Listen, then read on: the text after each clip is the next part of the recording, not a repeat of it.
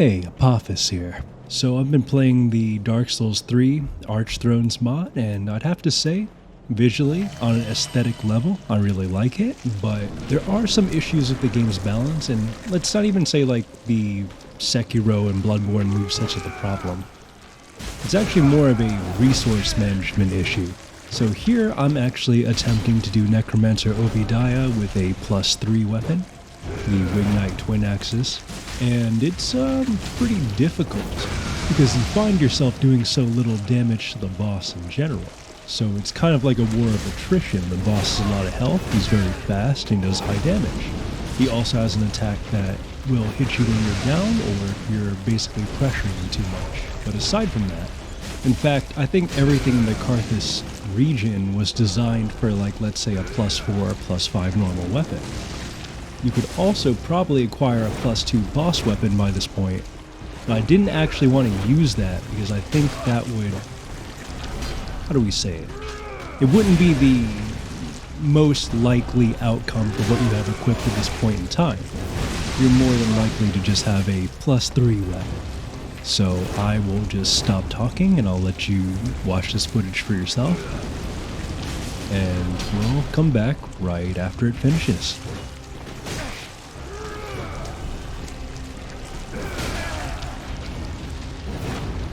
And I apologize for interjecting here, but I did notice something compared to some of my earlier attempts. I actually skipped the summon skeletons phase. I'm not really sure what triggers it, maybe just pressuring him so he can't actually back off and summon them, but you can skip it. We'll go straight to phase 3.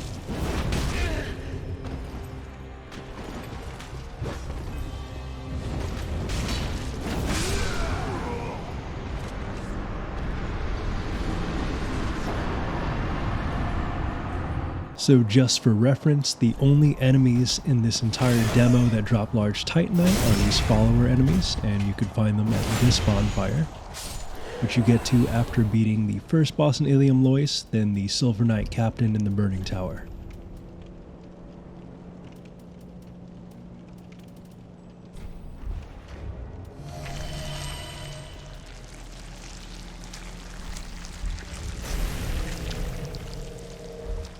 And so I went ahead and upgraded my axes to +6, and I'll be honest, I played like dog shit in this particular fight, and I still came out on top. That's because you're doing about 50% more damage. And the boss weapons are so strong that I would think that the +2 boss weapon is about as strong as these +6 axes. So Unfortunately, you are extremely encouraged to build a boss weapon and rush it.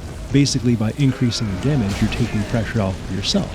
Because if you're doing more damage, there's less room for mistakes. And, you know, it's not necessarily wrong for bosses to be hard and have few openings. I mean, that is fine. But I think there's just a general game design issue here where an enemy should not be strong, fast, and also extremely tanky. It should only be like, let's say, 2 out of the 3. I mean, I might be fine with doing that, but I think that a lot of players would not enjoy that sort of experience. Like, we can compare this to Neo. Neo, your character is much stronger and faster than a Dark Souls 3 character.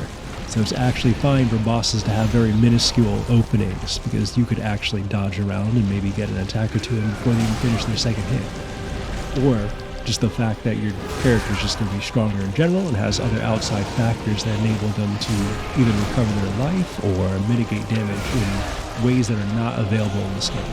And I see that the developers did make an effort to put in Perfect Guard, however, the effect of Perfect Guard is still pretty weak. It's not dramatically reducing the stamina reduction. It does give you less block stun. But in these situations where you're having to block a lot of fast-paced attacks if you want to play that playstyle, it's not helping you. And this is especially evident on the Owl moveset swap boss, the Disgrace Knight, but it's also pretty evident here. A block-based strategy will not help you very much because you'll still get chipped, you'll still take a lot of stamina damage. So if they want the Sekiro-like movesets, then they need to make Perfect Guard a more active and useful defense in general. That's all I had for now, and I'll see you guys in the next video.